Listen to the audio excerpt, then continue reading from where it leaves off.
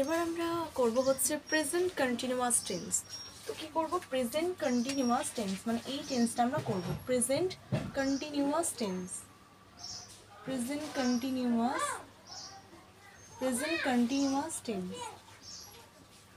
এই present continuous tense কাকে বলে? প্রেজেন্ট কন্টিনিউয়াস টেন্স বলতে বর্তমানকালে কোনো কাজ চলিতেছে বোঝালে সেটা প্রেজেন্ট কন্টিনিউয়াস টেন্স হয়। তাহলে বর্তমানকালে কোনো কাজ চলিতেছে বোঝালে সেটা প্রেজেন্ট কন্টিনিউয়াস টেন্স হয়ে থাকে। এবার প্রেজেন্ট কন্টিনিউয়াসের যে গঠন বা স্ট্রাকচার যদি এটাকে আমরা বলবো, সেই গঠনটা কি হবে? সাবজেক্ট থাকবে, প্লাস কি থাকবে, অ্যাম হতে পারে বা ইজ হবে বা আর, যে কোনো একটা লিখবে, সাবজেক্টের পর অ্যাম ইজ বা আর লিখবে, প্লাস কি হবে, ভার্বের সাথে আইএনজি হবে। ঠিক আছে, মানে ভার্ব মানে ক্রিয়া। ধরো আমি পড়ছি রিড, তার সাথে আইএনজি রিডিং। তো এরকম কি হবে, ক্রিয়ার সাথে আইএনজি যোগ হবে, প্লাস যেটা বাকিটুকু অংশটুকু অবজেক্ট, ওতে অবজেক্ট মানে অবজেক্ট বসে যাবে। তো আমি যদি এখানে এক্সাম্পল দিয়ে যদি আমি বোঝাই তাহলে কি হবে, যেমন আমি লিখতেছি, যদি আমি বলি যে আমি লিখতেছি, এবার আই, ইজ আর আর কোথায় কোথায় ব্যবহৃত হয় সেটা জানবো। তো আই এর পরে সবসময় কি বসে? এম বসে। আর যদি এক বচন হয় বা সিঙ্গুলার, এক বচনের ক্ষেত্রে হচ্ছে সবসময় কি বসে? ইজ বসে। আর যদি বহু বচন হয় তাহলে কি বসে?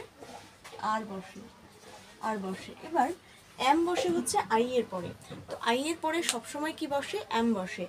আই এর পরে সবসময় এম বসবে। এক বচন যদি আমরা বলি যে এক বচন সে, তুমি, এরকম যদি এক বচন হয়, একটা মানুষ হয় বা কোনো নাম দিয়ে যদি বোঝায় তাহলে সেটা পরে কি হবে? ইজ হবে।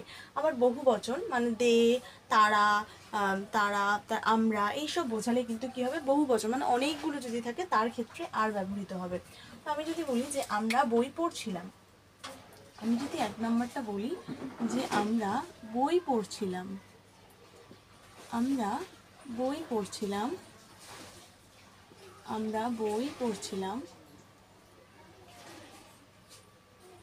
এই আমরা বই পড়ছিলাম, ঠিক আছে, বা এখানে কি হবে? আমরা বই পড়িতেছি।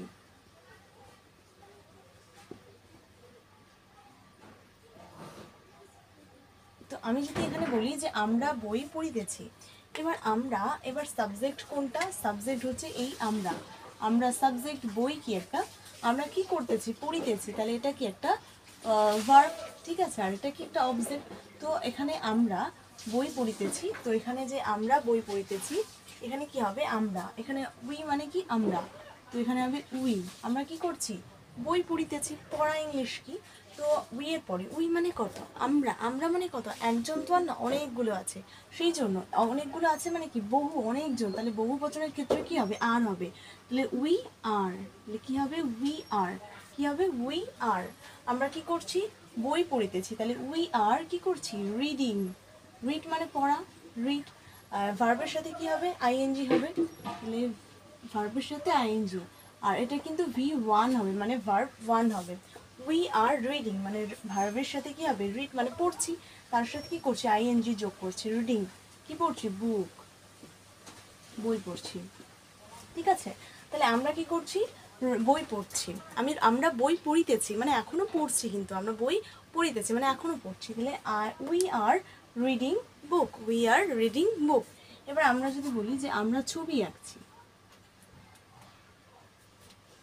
আমরা ছবি আঁকতেছি,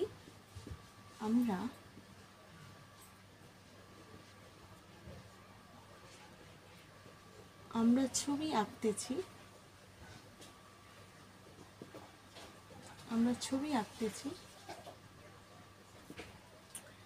ছবি আঁকতেছি, তো এখানে কি হবে? আমরা ছবি আঁকতেছি, তো এখানে কি হবে?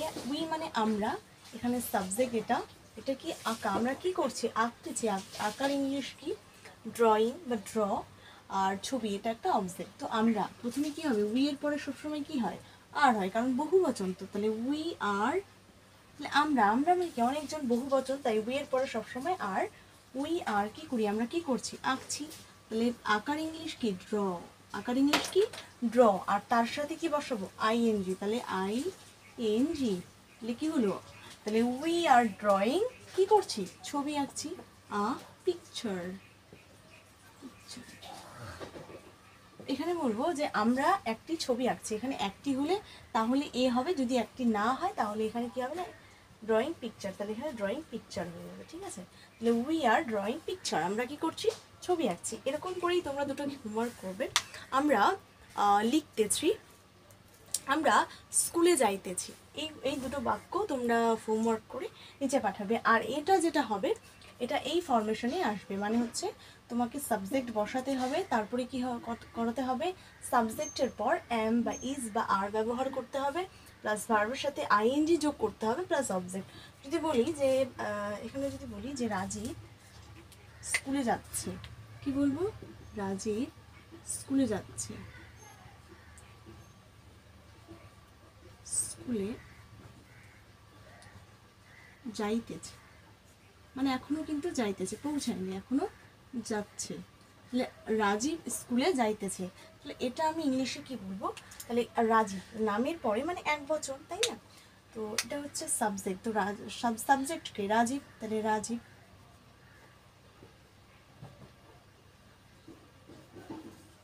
তাহলে কি হবে, রাজীব, তাই না। তো রাজীব কি করে, রাজীব কি করে, স্কুলে যাইতেছে, তাহলে রাজীব স্কুলে যাইতেছে, তাহলে রাজীব কি হবে, রাজীব ইজ, কি হবে, রাজীব কোথায় যাচ্ছে, রাজীব, তারপরে কি হলো, রাজীব মানে এক বচন, যেহেতু রাজীব একা, সেই জন্য রাজীবের পরে কি হলো, ইজ হলো, তারপরে ভার্ব, ভার্ব কি, ভার্ব মানে রাজীব কি করছে, যাচ্ছে, যাওয়া ইংরেজি কি, গো, যাওয়া ইংরেজি কি, গো, আর তার সাথে ভার্ব মানে গো মানেই তো ভার্ব, এটা কাজ করছে, তার সাথে কি বসাবো, আইএনজি, তাহলে going, Rajib going to school, কোথায় যাচ্ছে, স্কুলে, তাহলে টু স্কুল, মানে কোনো কিছুর দিকে হলে টু হবে, ঠিক আছে। তাহলে রাজীব কি যাচ্ছে, স্কুলে যাচ্ছে, তাহলে আমরা বই পড়তেছি, উই আর রিডিং বুক, আমরা ছবি আঁকতেছি, উই আর ড্রয়িং পিকচার। আমরা রাজীব স্কুলে যাইতেছে, তাহলে রাজীব ইজ, কি বলবো, Rajib is going to school. আচ্ছা, এটা ব্যবহার করা তোমাদের শিখিয়ে দিলাম, এবার আর তো ব্যবহার করলাম। আবার আমি, আমার আইয়ের পরে সবসময় আমি বসে, বা যদি বলি যে আমি স্কুলে যাচ্ছি, বা আমি বই পড়িতেছি, আমি চা খাইতেছি, এটা যদি একটা বাক্য বলি, আমি চা খাইতেছি, তো আমি চা খাইতেছি, এটা কি হবে, তাহলে আমি আমি আমি তাহলে আই এর পরে কি হবে, সবসময় অ্যাম বসবে, তাহলে আই অ্যাম, আমি কি করছি, খাচ্ছি, খাওয়া ইংরেজি কি, ইট, তার সাথে কি হবে, ভার্বের সাথে কি হবে, আইএনজি যোগ হবে, তাহলে আই অ্যাম ইটিং, কি খাচ্ছি, টি, চা, চা খাচ্ছি, তো তাহলে চায়ের ইংলিশ কি, টি, তাহলে আই অ্যাম ইটিং টি, আমি চা খাচ্ছি। এরকমভাবে কন্টিনিউয়াস, প্রেজেন্ট কন্টিনিউয়াস টেন্সটাকে খুব সহজভাবে বলবে।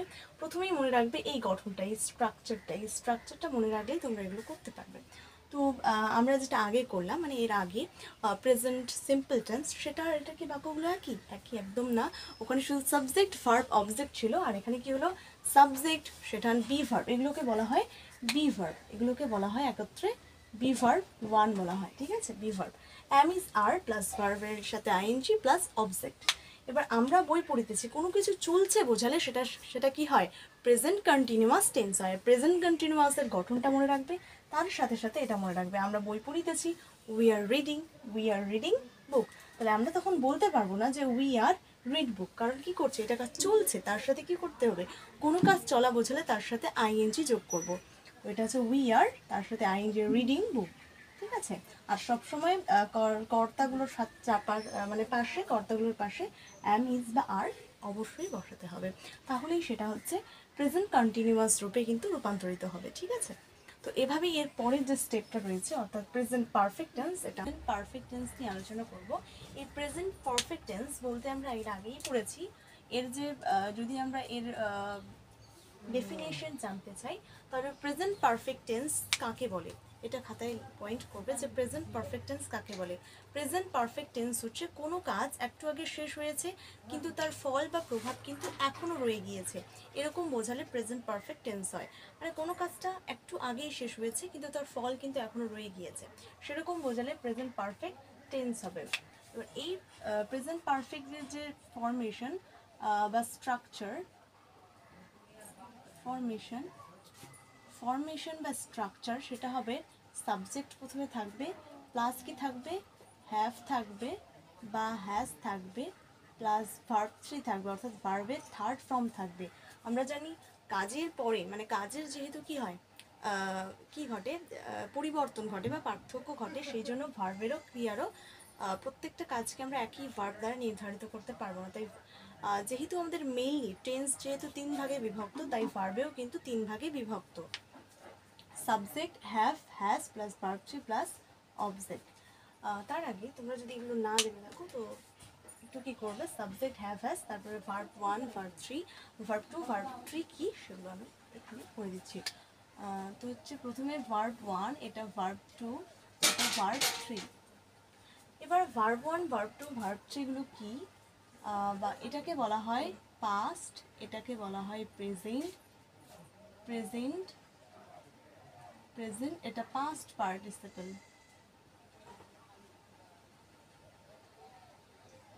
এটা পাস্ট পার্টিসিপল, এটা পাস্ট, এটা প্রেজেন্ট, এটা পাস্ট পার্টিসিপল। এটা যে পাস্ট রয়েছে, যেমন আমরা সি মানে কি, সি মানে দেখা। এবার আমরা দেখেছিলাম, এটা কি হবে, সি, স, এটা হবে সি, তারপরে হবে স, তারপরে কি হবে, সিন হবে, তাই তো, সরি, এখানে হবে প্রেজেন্ট, বর্তমানগুলো এখানে, বর্তমানে তো ভার্ব 1 হয়, এখানে হবে প্রেজেন্ট, আর এখানে হবে পাস্ট, আর এটা হচ্ছে পাস্ট পার্টিসিপল। এবার প্রেজেন্টে আমরা যে কোনো কিছু যদি এখনই দেখে থাকি তাহলে আই সি, আর আমি দেখেছি তাহলে আই স, আমি দেখেছি, ঠিক আছে, আমি দেখেছি আই সি, আর আমি দেখেছিলাম তাহলে আই স।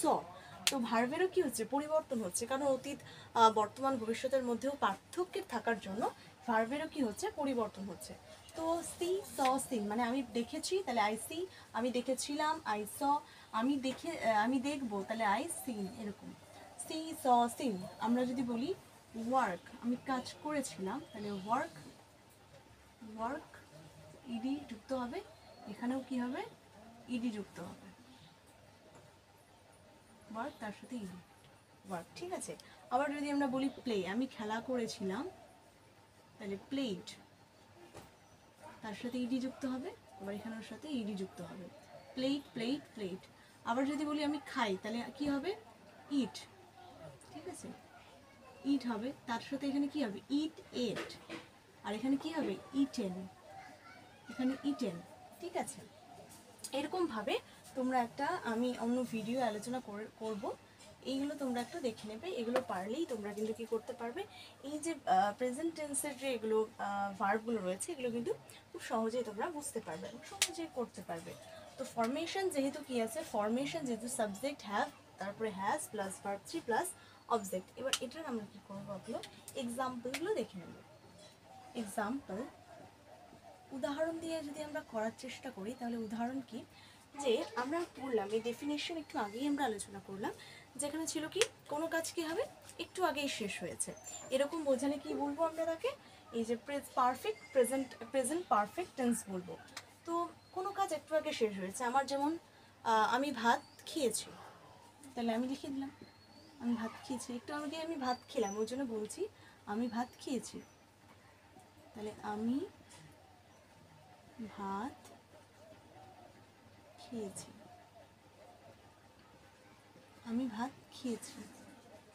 এটাকে আমি ইংলিশে কী লিখবো, তাই না, এটাকে ইংলিশে আমি কী লিখবো। এবার দেখো, আমি হচ্ছে সবসময় সাবজেক্ট, তাহলে প্রথমে আমি কি করেছি, আমি খেয়েছি, প্রথমে, হ্যাঁ এটা মনে রাখবে যে সবসময় এর পরে বা এক বচনের ক্ষেত্রে হ্যাভ হয়, আর বহু বচনের ক্ষেত্রে কিন্তু হ্যাজ হয়, বহু বচন,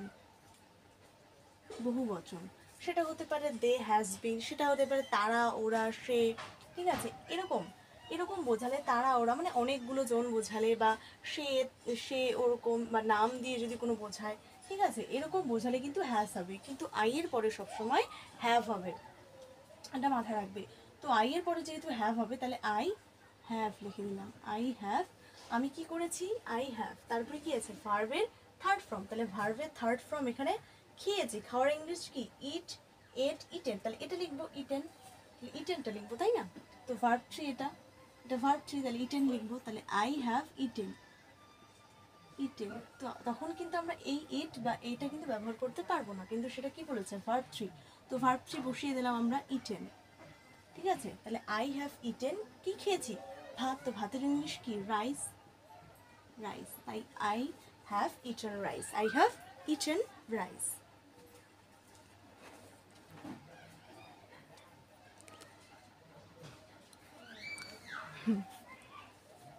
তাহলে আমি ভাত খেয়েছি, আই হ্যাভ ইটেন রাইস। আবার যদি আমি এরকমই কয়েকটা বাক্য লিখি, যেখানে বলা থাকবে কি, আমি ভাত খেয়েছি, আমি চিঠি লিখেছি, আমি চিঠি লিখেছি, আমি চিঠি লিখেছি, আমি চিঠি লিখেছি, আমি চিঠি লিখেছি, আমি চিঠি লিখেছি, ঠিক আছে? তারপরে আমি খেলা করেছি, আমি আমি গান শুনেছি, বা আমি বই পড়েছি, বই পড়েছি, এরকম বোঝাবে, ঠিক আছে? আমি বই পড়েছি মানে কিছু কাজ একটু আগে করেছি। তাহলে আমি কি করেছি, আমি চিঠি লিখেছি, আমি বই পড়েছি, এই কথাগুলো যদি আসে, আমি চিঠি লিখেছি, আমি বই পড়েছি, এরকম বোঝালে কিন্তু সেটা প্রেজেন্ট পারফেক্ট টেন্স হয়। মানে এরকম আমি বই পড়েছি, আমি লিখেছি, এরকম বোঝালে কোন টেন্স হয়, এটা হচ্ছে প্রেজেন্ট পারফেক্ট টেন্স হয়, ঠিক আছে? Present perfect tense. তো আমি চিঠি লিখেছি, এখানে কি হবে, তাহলে আই হবে, কারণ আই সাবজেক্ট। তাহলে সাবজেক্টের পরে কি হয়, আই সবসময়, আই এর পরে সবসময় হ্যাভ বসে। তাহলে আই হ্যাভ, আই হ্যাভ কি করেছে, আমি লিখেছি। তাহলে লিখার ইংলিশ কি, রাইট। তাহলে রাইট, রোট, রিটেন। তাহলে ওখানে কি হবে, রাইট তো হবেই, তার সাথে এন যুক্ত হবে, রিটেন। তাহলে আই হ্যাভ রিটেন, সরি এখানে বানানটা ভুলে গেছে, এখানে হবে WRITEN। তাহলে আই হ্যাভ রিটেন, কি লিখেছি, চিঠি। লেটার, আই হ্যাভ, তাহলে আই হ্যাভ, তাহলে আই হ্যাভ, তাহলে কি হবে, I have written a letter. তাহলে আই হ্যাভ রিটেন লেটার, আমি একটি চিঠি লিখেছি। এবার যদি বলি আমি বই পড়েছি, আমি বই পড়েছি, তাহলে তাহলে আমি কি করেছি, পড়েছি। তাহলে এর পরে সবসময় হ্যাভ, আই হ্যাভ, আমি কি করেছি, আই হ্যাভ, আমি কি করেছি, পড়েছি। তাহলে পড়া ইংরেজি কি, রিড। তাহলে রিডে হবে, আই রিড, রিড। তারপরে আই রিড। তারপরে আই রিডই হবে, এটা ভার্ব থ্রি। তাহলে আই হ্যাভ রিড বুক, আমি কি করেছি, বই পড়েছি। এবার আমরা হ্যাভের তো ব্যবহার শিখলাম, যে হ্যাভ কোথায় কোথায় ব্যবহৃত হয়। হ্যাঁ, আই এর পরে সবসময় কি বসে, হ্যাভ ব্যবহৃত হয়, এর পরে সর্বদা হ্যাভ ব্যবহৃত হয়। এবার হ্যাজ কোথায় ব্যবহৃত হয়, তাহলে আমি যদি বলি যে সে স্কুলে গিয়েছিল, সে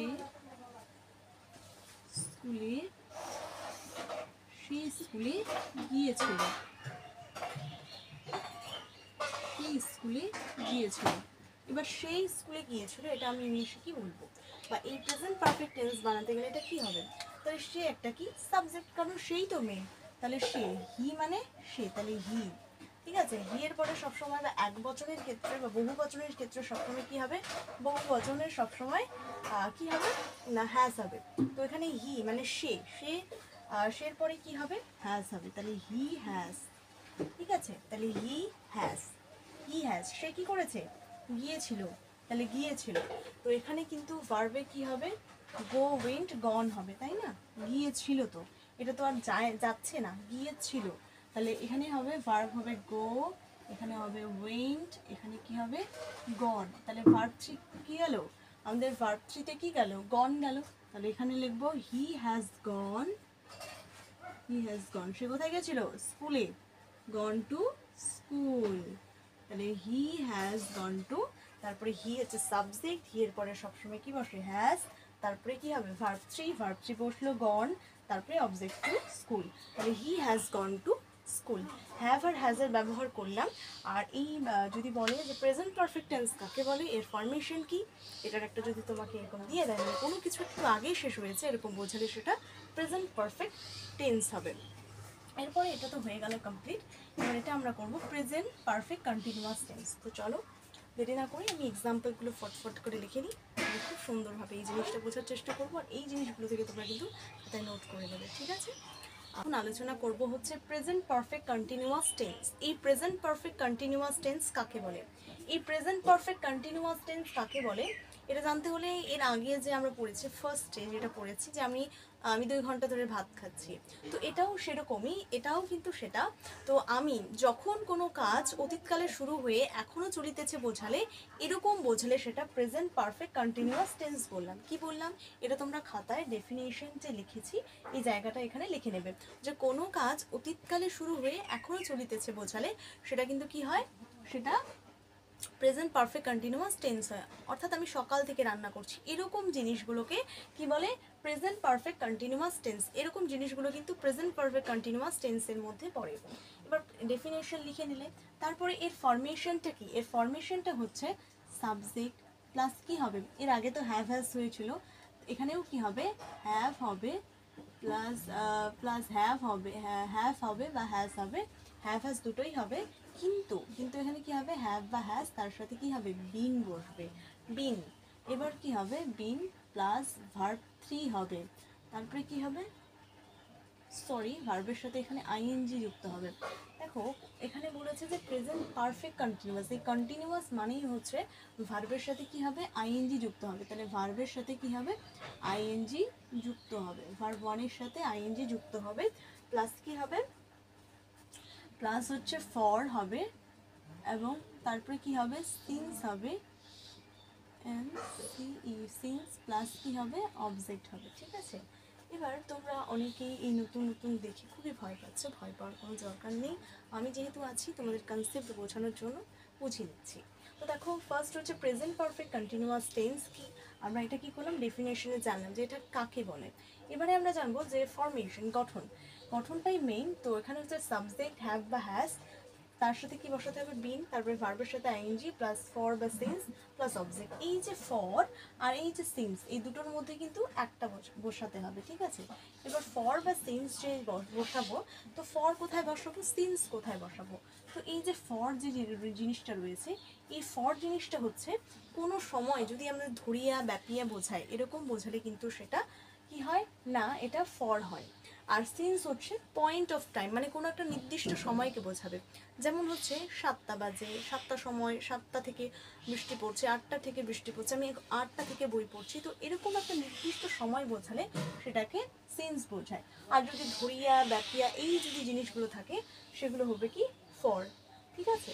তো এখানে লিখে দিয়েছে দেখো তোমরা, আমি শর্টকাটে লিখে দিয়েছি, তোমরা লিখে নিও। আমি বলছি যে ফর হচ্ছে কোনো সময় যদি ধরিয়া ব্যাপিয়া বোঝায় তাহলে সেটা ফর ব্যবহৃত হয়। এছাড়া টাইম, মান্থ, যদি সেকেন্ড, উইক, ঠিক আছে, সপ্তাহ বা মান্থ, যদি মাস বা ইয়ার, বছর বা লং টাইম যদি বোঝায়, এগুলোর ক্ষেত্রে কিন্তু কি হয় না, ফর ব্যবহৃত হয়। আর সিন্স হচ্ছে ধরো morning, evening, July, point of time, মানে হচ্ছে পয়েন্ট অফ টাইম, অর্থাৎ 7টা 8টা এরকম বোঝালে সেটা সিন্স ব্যবহৃত হবে। এটা কয়েকটা আমরা কি করে নেবো, উদাহরণস্বরূপ আমরা দেখে নেব। যেমন আমি যদি একটা উদাহরণ দিয়ে বলি যে আমি সকাল 7টা থেকে বই পড়ছি, আমি আমি 2 ঘন্টা ধরিয়া, আমি 2 ঘন্টা ধরিয়া, আমি 2 ঘন্টা ধরিয়া, আমি 2 ঘন্টা ধরে কি করছি? বই পড়তেছি, আমি 2 ঘন্টা ধরিয়া বই পড়ছি। তো এই যে আমি 2 ঘন্টা ধরিয়া বই পড়িতেছি, এটার আগে কনসেপ্টটা লিখে নাও যে ফার্স্ট কি, ফার্স্ট হচ্ছে যে আমি হচ্ছে কি একটা সাবজেক্ট, তো আমি সাবজেক্টটা পেয়ে গেলাম, আমি সাবজেক্ট। আর এই যে 2 ঘন্টা, ঠিক আছে, এখানে 2 আওয়ার্স, 2 ঘন্টা ধরিয়া, এখানে 2 লিখে দেবে, করে 2 ঘন্টা ধরিয়া বই পড়িতেছি, আমি কি করছি? বই পড়ছি। তাহলে বই পড়ার ইংরেজি কি? সেটা হচ্ছে ভার্ব।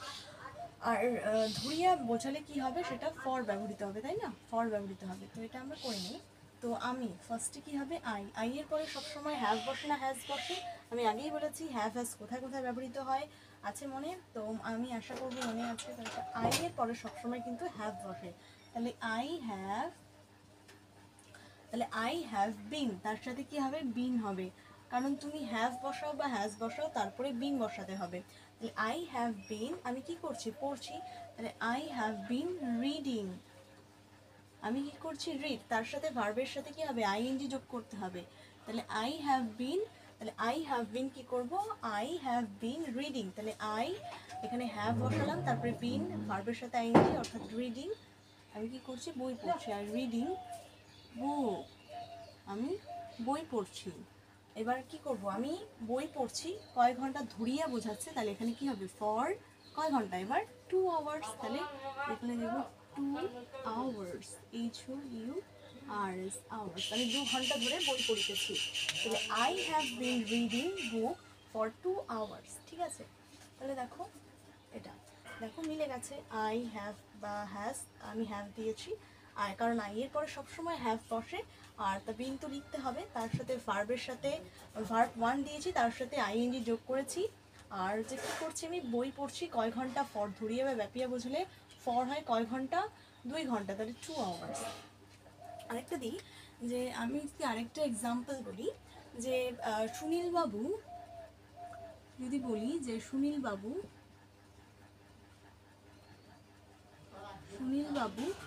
10 বছর ধরিয়া 10 বছর ধরিয়া সুনীলবাবু 10 বছর ধরিয়া এখানে সুনীলবাবু 10 বছর ধরিয়া এখানে বসবাস করেন,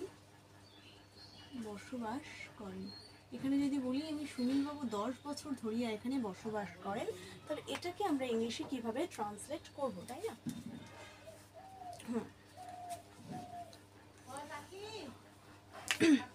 বুঝতে পারছো, সুনীলবাবু 10 বছর ধরিয়া এখানে বসবাস করেন।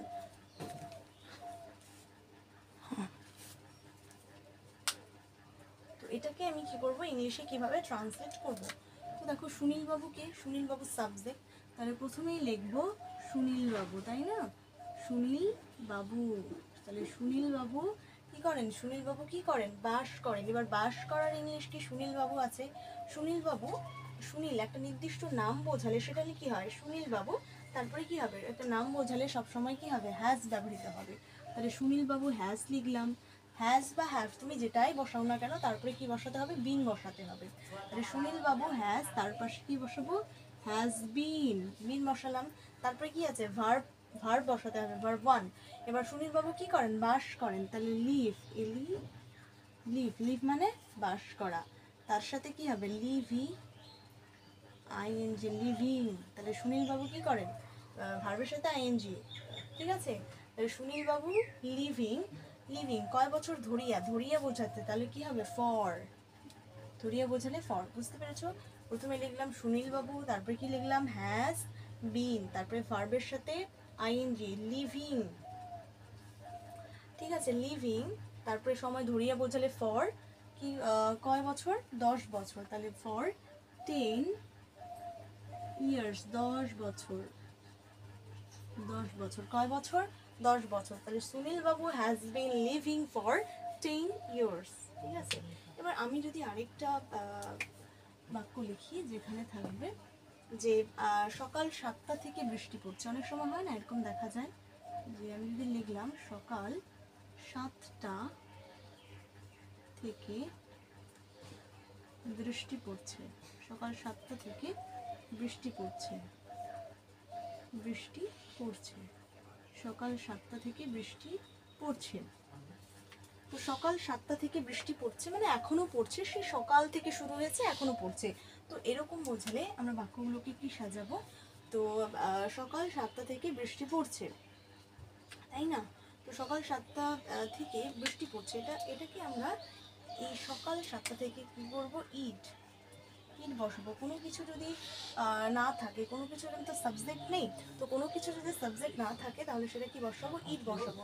তাহলে ইটের পরে সবসময় কি হবে, হ্যাজ, হ্যাজ, তারপর ইট হ্যাজ, মানে কোনো কিছু একটা আছে বা কোনো একটা নির্দিষ্ট সময় বোঝাতে গিয়ে বোঝে ইট, তারপরে হ্যাজ, তারপরে কি বসাবো, বিন বসাবো। তাহলে ইট হ্যাজ বিন, কি বলবো, ইট হ্যাজ বিন, তারপরে কি করছে, সকাল থেকে কি করছে, বৃষ্টি পড়ছে, তাহলে it has been raining, raining সকাল থেকে, তাহলে it has been raining, raining, sorry raining since since since কটা থেকে? সকাল 7টা থেকে, তাহলে 7 মর্নিং। ঠিক আছে, তাহলে it has been raining since 7 morning. ঠিক আছে, it has been since 7 morning, 7টার সময়। ঠিক আছে, 7 মর্নিং, তাহলে it has been raining since 7 morning. বা তোমরা এটা যদি 7টা যদি এমনিতেও লিখতে চাও ওয়ার্ড করে, সেটাও লিখতে পারো। ঠিক আছে, তো প্রেজেন্ট পারফেক্ট, তো প্রেজেন্ট টেন্সের যে ভাগগুলো রয়েছে সেগুলো বোঝা কমপ্লিট হয়ে গেল। তোমরা বোঝার পর বলবে কেমন লাগলো তোমাদের ক্লাস। পরের পার্টটুকু কি তোমরা চাও? পরের যে রয়েছে আমাদের পাস্ট আর ফিউচার টেন্স, সেই পার্টটুকুলো কি তোমরা চাও? তার জন্য কিন্তু তোমাকে কমেন্ট করতে হবে। আর তোমরা, আমি জানি তোমরা কমেন্ট করে দিয়েছো, তো ভালো লাগলে অবশ্যই লাইক, শেয়ার, সাবস্ক্রাইব করবে। তো এরপরে আমি আবারও চেষ্টা করব তোমাদের আরও ভালোভাবে বোঝার জন্য। Thank you.